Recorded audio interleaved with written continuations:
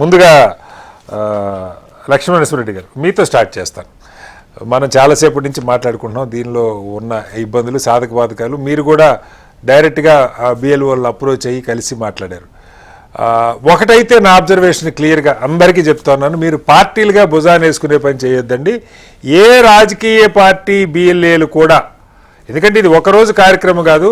ఇప్పుడు నేను కూడా నా ఫామ్ తెచ్చుకోవడానికి బిఎల్ఓ ఎక్కడుంటే అక్కడికి వెళ్ళాను. 2-3 గంటల క్రితం కూడా నాకు మెసేజ్ వచ్చింది. మళ్ళీ వాళ్ళు కాలనీల వారీగా వస్తున్నారు, కాలనీ సంక్షేమ సంఘం ఆఫీసులో కూర్చుంటున్నారు, లేదు వార్డ్ ఆఫీసులో కూర్చుంటున్నారు, కమ్యూనిటీ హాల్స్లో కూర్చున్నారు తప్ప ఇల్లు తిరగటం లేదు. నంబర్ 1, దీనికి ఏదైనా భిన్నంగా ఉంటే చెప్పండి సార్ ఎవరైనా. నంబర్ 2, ఏ పార్టీ, అది కాంగ్రెసా, బీజేపీయా, బీఆర్ఎస్ఆ, వైఎస్ఆర్సీపీనా, ఏ పార్టీ బిఎల్ఏలు కూడా వాళ్ళతో ఉండట్లేదు.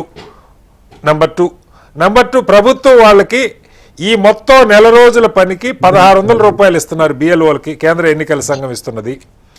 మూడవది, వాళ్ళకి ఐప్యాడ్లు కానీ మరొకటి కానీ ల్యాప్టాప్లు కానీ ఏమీ ఇవ్వలేదు. వాళ్ళ పాత ఏ ఫోన్ ఉంటే ఆ ఫోన్లోనే ఈ యాప్లు డౌన్లోడ్ చేసుకొని పెట్టుకున్నారు. నా అబ్జర్వేషన్స్ చెప్తున్నా లక్ష్మణేశ్వరరెడ్డి గారు. నాలుగవది, 2002లో ఓటు ఎక్కడుందో వాళ్ళు చూసి చెప్పట్లేదు. రెండవది, 5వ పాయింట్, అసలు 2002 అంటే డీలిమిటేషన్కి ముందు, అప్పటికి నియోజకవర్గాలు ఇప్పటికి పేర్లు మారినాయి చాలా చోట్ల. అప్పటి నియోజకవర్గం పేరేంటో వాళ్ళకి తెలియదు. ఇవి నా అబ్జర్వేషన్స్. టైము ఆంధ్రప్రదేశ్లో 4 రోజులు ఉంది, తెలంగాణలో 14 రోజులు ఉంది. ఏం చెప్తారు, ఏం జరుగుతుంది దీని విషయంలో? ముందుగా ప్యానెల్లో పాల్గొన్నటువంటి పెద్దలకు, మీకు, అదేవిధంగా హెచ్ఎంటీ వీక్షకులకు నమస్కారాలు తెలియజేస్తూ ఉన్నాను. అయితే ఏదైతే ఈ ఎస్ఐఆర్ ప్రక్రియ చేపట్టిందో ఎన్నికల కమిషన్, అయితే వాస్తవంగా ఏంటంటే మామూలుగా ఆ ఓటర్ ఎన్యూమరేషన్ ఫామ్ అందే వరకు ఒకలా ఉంది దాని వివరణ. ఎన్యూమరేషన్ ఫామ్ మన చేతికి అందిన తర్వాత ఇంకోలాగా మారిపోయింది. అంటే జనరల్గా ఏంటంటే ఇప్పుడు చదువుకున్న వాళ్ళకి అర్థం అవడంలో ఒక రకమైనటువంటి సీక్వెన్స్ ఉంటుంది, చదువుకున్న వాళ్ళకి అసలు తెలియదు దాని గురించి. అంటే జనరల్గా ఇప్పుడు నా ఎక్స్పీరియన్స్ చెప్తా ఉన్నాను. నేను ఎన్యూమరేషన్ ఫామ్ తీసుకొని వెళ్ళినప్పుడు 2002 ఓటర్ ముందు చెప్పండి, ఎన్యూమరేషన్ ఫామ్ మీ ఇంటికి వచ్చి ఇచ్చారా, మీరే వెళ్ళి తెచ్చుకున్నారా? అంటే ఎన్యూమరేషన్ ఫామ్స్ ఇచ్చారు కొంత. వాళ్ళు బిఎల్ఓలు ఏంటంటే ఇప్పుడు ఒక్కొక్క బూత్కు సంబంధించినటువంటి 1000 ఓట్లు కానీ 900, 1200, 1300 ఓట్లు ఉంటాయి కాబట్టి అన్ని పేపర్స్ ఒకేసారి తీసుకెళ్లడం వాళ్ళకు కూడా అంతా కొంత ఇబ్బందికరమైనటువంటి విషయం. సో దానికి ఏ విధమైనటువంటి ఏర్పాట్లు కానీ అట్లా ఏం చేయలేదు. అంటే పర్టికులర్గా ఒక బూత్ దగ్గర వాళ్ళు పలానా టైం నుంచి పలానా టైం వరకు ఉండాలి అట్లాంటిది ఏమీ లేకుండా door to door enumeration forms ఇవ్వాలి అని చెప్పి వాళ్ళకి ఇన్స్ట్రక్షన్స్ ఇచ్చారు. అయితే ఈ క్రమంలో ఏంటంటే వాళ్ళు ఎన్యూమరేషన్ ఫామ్స్ తీసుకొని వెళ్ళినప్పుడు వాళ్ళు అక్కడ ఉండడము, ఉండకపోవడము, డోర్ లాక్ వేయడము, లేకుంటే ఏదన్నా ఫంక్షన్స్ పైన వెళ్ళడము, ఊరు వెళ్ళడం, ఇట్లాంటివి జరుగుతుంటాయి. మళ్ళీ వాళ్ళు వెళ్ళి మళ్ళీ రావాలంటే మనం కొంచెం టైం కూడా సఫిషియెంట్. ఇప్పుడు ఒక్కసారి అయినా అది సరే వాళ్ళని తప్పట్లా నేను, బట్ వాళ్ళు ఇంటికి, ఎందుకంటే చాలా మంది ప్రజలు ఇంటికి వచ్చిస్తారు 3 సార్లు అన్నారు కదా, ఒకసారి అన్నా వస్తారు అనుకుంటున్నారు.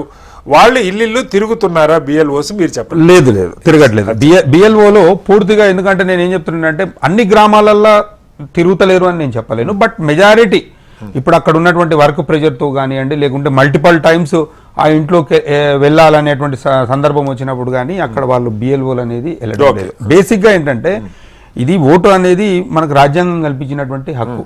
దీన్ని కాపాడుకోవాల్సినటువంటి బాధ్యత మన మీద ఎంత అవుతుందో ప్రభుత్వం మీద కూడా అంతే ఉంటుంది.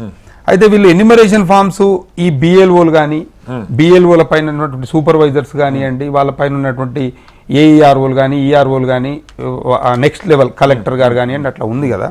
అంటే బేసిక్గా అంటే నేను అబ్జర్వ్ చేసింది ఏంటంటే అప్ టు ఈఆర్ఓస్ వరకే కొంత అవగాహన ఉన్నటువంటి పరిస్థితి ఉంది. అంటే ఆర్డీఓ క్యాడర్ వరకే కొంత అవగాహన ఉన్నటువంటి పరిస్థితి. అంటే దాని కింద ఉన్నటువంటి క్యాడర్ బిఎల్ఓలకు కానీ ఏ విధమైనటువంటి వాళ్ళకి ట్రైనింగ్ అనేది లేదు. ఒక్కరోజు ఇప్పుడు ఇంత పెద్ద ఓటుకు సంబంధించినటువంటి హక్కుని ఒక్క రోజులో మీరు డిసైడ్ చేయండి అని చెప్పి ఒక్క రోజులో వాళ్ళకి ట్రైనింగ్ ఇస్తే వాళ్ళు ఏం చెప్పగలుగుతారు? వాళ్ళని కూడా తప్పు పట్టడం లేదు. ఇది పూర్తిగా ఎలక్షన్ కమిషను కొంత హడావుడి చేయకుండా వాళ్ళకు టార్గెట్లు పెట్టి ఈ 10 రోజులలోనే చేయాలి, 15 రోజులలోనే చేయాలి అనేది టార్గెట్లు పెట్టకుండా చేస్తే బాగుంటుంది అనేది నా అభిప్రాయం. ముఖ్యంగా ఈరోజు నేను ఎందుకంటే నేను నా పర్సనల్ ఎక్స్పీరియన్స్ చెప్తాను. చెప్పండి. నేను 2002లో నా ఓట్ అనేది ఓటర్ లిస్ట్లో ఉంది. సో 2002లో నాది ఉంది కాబట్టి అక్కడ మా గ్రామంలో వెళ్ళినప్పుడు ఓటర్ లిస్ట్లో 2002 ఓటర్ లిస్ట్ తీసుకొని నేను ఫిలప్ చేసేసి మా father name, mother name, so as per norms ప్రకారంగా ఫిలప్ చేశాను. సో 2002లో నాకు మ్యారేజ్ కాలేదు, 2006లో మ్యారేజ్ అయ్యింది. ఓకే.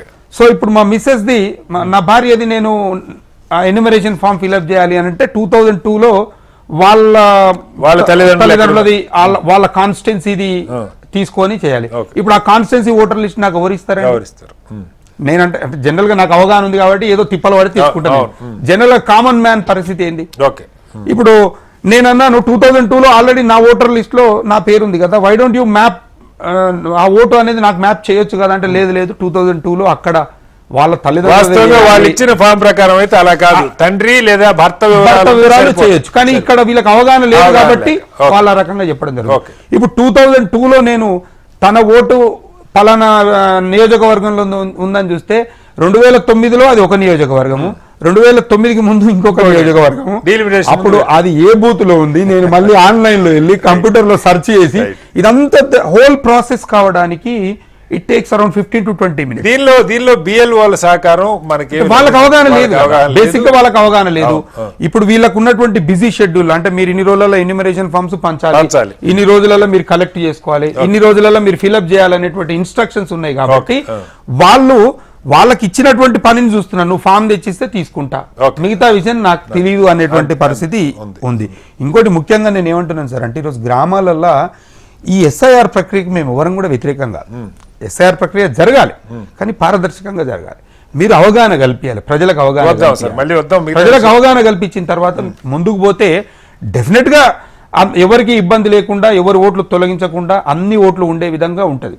డబుల్ ఓట్లు కానీ, చనిపోయిన వాళ్ళ ఓట్లు కానీ, లేదంటే కావాలని 2-3 ఓట్లు రాయించుకునేవి ఏవైతే ఉంటాయి అవి తొలగించడంలో ఇబ్బంది లేదు. కానీ ఒరిజినల్ ఓటర్స్ పాపం, ఒరిజినల్ ఓటర్స్ తొలగిపోయేటువంటి ప్రమాదమే ఎక్కువ ఉంది ఈ ఎస్ఐఆర్ ప్రక్రియ.